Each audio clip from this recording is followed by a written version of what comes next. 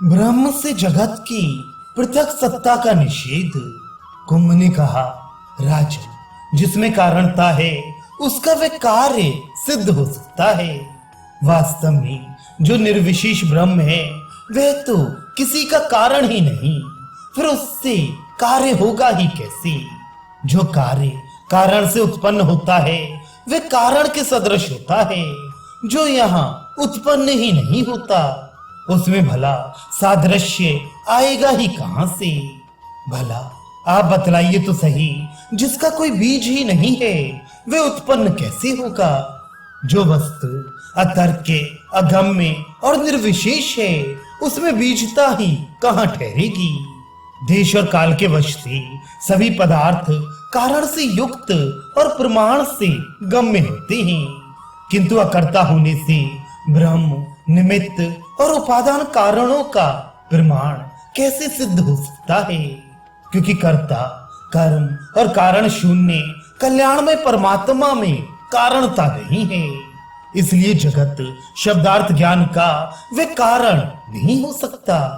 अतएव राजन, जो सत्स्वरूप निर्विशेष ब्रह्म है वह मैं ही हूं। इस प्रकार आप निश्चय कीजिए। वह प्रतीत होने वाला जगत अज्ञानियों की दृष्टि में ही सत है, क्योंकि वह एक अद्वितीय, चिन्मय, अजर और शांत निर्विशेष ब्रह्म ही वास्तव में प्रमाणित है। किंतु अलाद चक्र के सदृश ब्रह्माकृति जो यहाँ जगत, चित्त आदि दिखाई देता है वह मृग तृष्णा जल, दृष्टि दोष से दो चंद्रमा आदि की भ्रांति तथा बाल कल्पित प्रेत आदि की भांति है।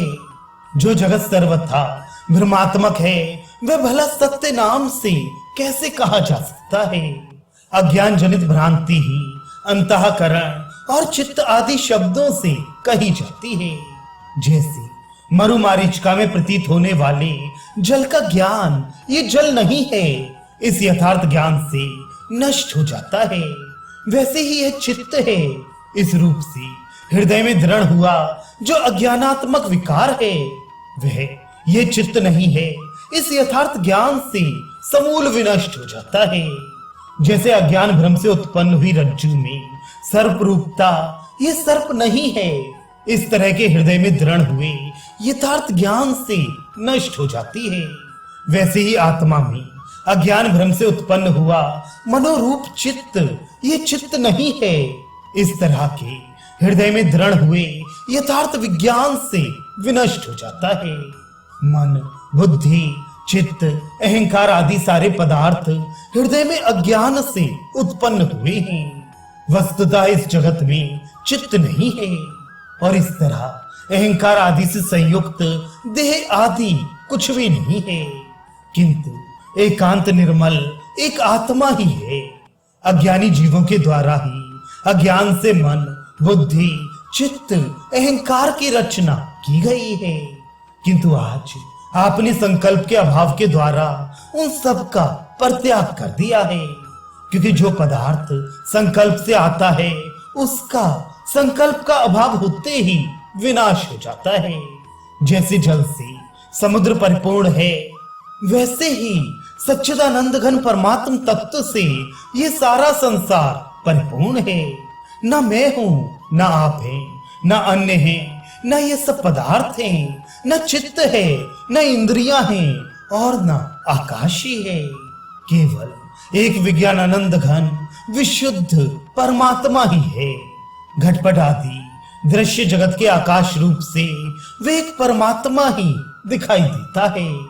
ये चित्त है, ये मैं हूं इत्यादि तो असत्य कल्पनाएं हैं। महीपति, वास्तव में तो इस त्रिलोक्य में ना कोई जन्म लेता है और ना कोई मरता ही है। सत्य और असत भावना रूप ये केवल चेतन का संकल्प मात्र है। जब वास्तव में एक सर्वात्मक व्यापक ब्रह्म परमात्मा ही प्रकट है, तब द्वैत और एकत्व कैसे रह सकता है, और कैसे संशय तथा भ्रम ही रह सकता है?